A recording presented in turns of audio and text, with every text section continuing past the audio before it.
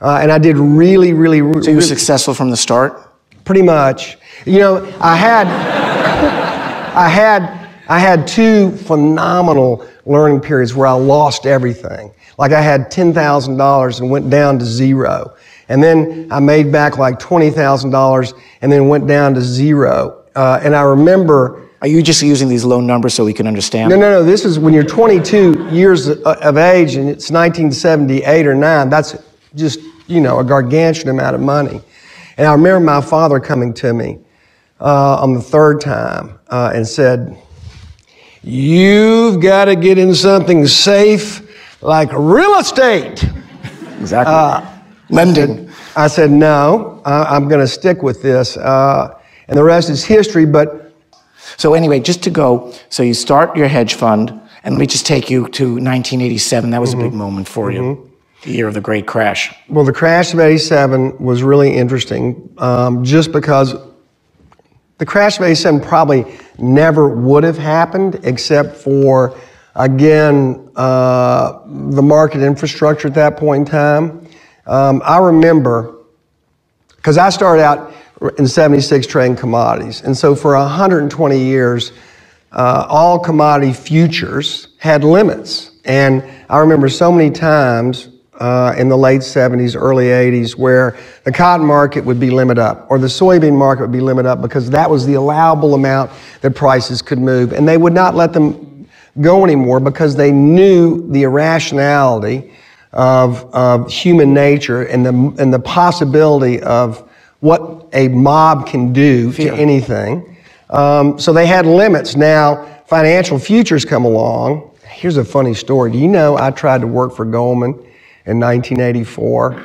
When y'all were first when y'all were first thinking about futures, and they went, "That's not futures. No, we're not."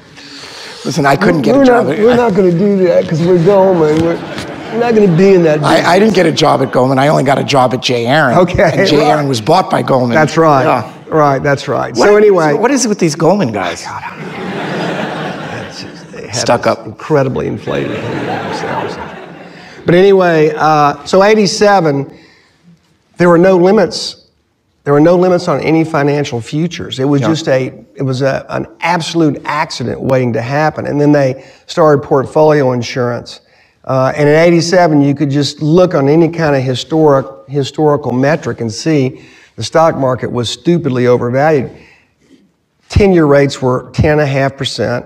And I think the dividend yield on the stock market was about 4.5 or 5. So just think about that compared to today, right? 500 basis point would have 10-year rates right now at something like 7.25, 7.5. Well, the forward price of the stock would have been a hell. Yeah, exactly. But they weren't then, and so when the market finally broke, I mean, the one thing that I would say I've learned in the past 40 years is these, you know, price patterns and price stories. It's the same old story so often, just with different characters, different times, different plots. And so that looked a lot like 1929 to me.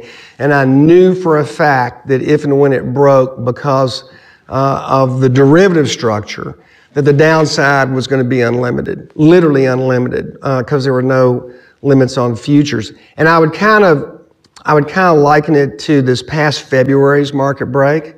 We had that kind of, what was that? Was it a 7 or 8% in 1 week? And you had all the VIX ETNs, you had all the short VIX structures. Those were that was just a bomb ready to explode. That was just a matter of time. And that entire break in the first week of February was all derivative inspired.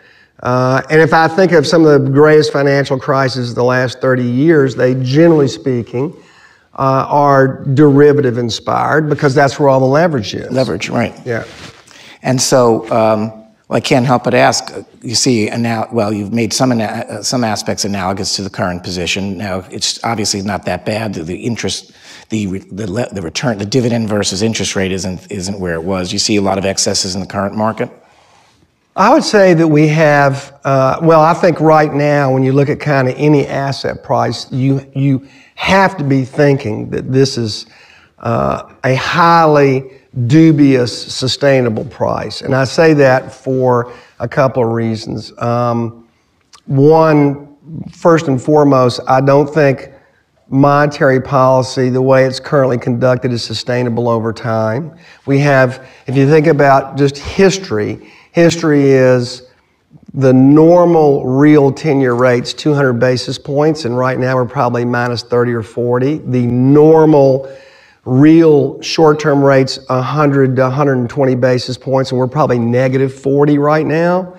So clearly, interest rate policy is crazy. Like if you had just parachuted in and said we have a 3.8% unemployment, 2.8% CPI, what are rates? You just 4.5 or 5 or something like that. So you know rates ultimately are not sustainable because ultimately, much like the late 60s, we had Operation Twist in the 50s and 60s where we manipulated interest rates and had low real rates. And then everyone kind of in the 60s got used to zero rates, zero real rates, and that set us up for the 70s. And so I think we're doing the same thing again.